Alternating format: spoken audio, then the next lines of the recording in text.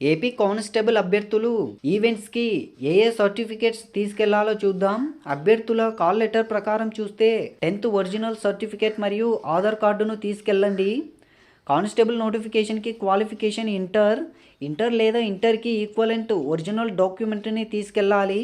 SC లేదా ST అభ్యర్థులు inter pass అవ్వకపోతే వారికి వచ్చిన మార్క్స్ మెమోని తీసుకెళ్ళండి. ఓసీ అభ్యర్థులు ఈడబ్ల్యూఎస్ సర్టిఫికేట్ను తీసుకెళ్ళాలి.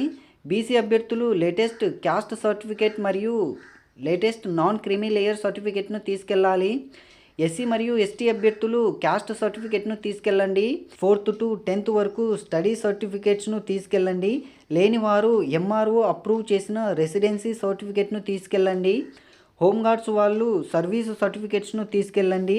ఎక్స్ సర్వీస్ మెన్ వాళ్ళు తమ ఎక్స్ సర్వీస్ మెన్ సర్టిఫికేట్ను తీసుకెళ్ళండి. ఎవరికైనా స్పోర్ట్స్ అండ్ ఎన్సీసీ సర్టిఫికేట్స్ ఉంటే తీసుకెళ్ళండి.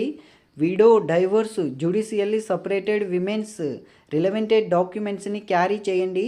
ఇప్పుడు చెప్పుకున్న అన్ని ఒరిజినల్ డాక్యుమెంట్స్ మరియు జిరాక్స్లను తీసుకెళ్ళండి.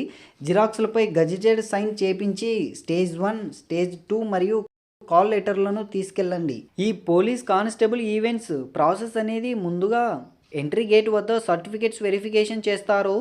తర్వాత బయోమెట్రిక్, హైట్ మెజర్మెంట్, విమెన్స్కి వెయిట్ మెజర్మెంట్, మెన్స్కి చెస్ట్ మెజర్మెంట్ ఉంటుంది. తర్వాత 1600 మీటర్స్, 100 మీటర్స్ రన్నును అలాగే లాంగ్ జంప్ను నిర్వహిస్తారు. ఫైనల్గా ఒరిజినల్ సర్టిఫికేట్స్ని వెరిఫికేషన్ చేసి సర్టిఫికేట్స్ని అప్లోడ్ చేస్తారు.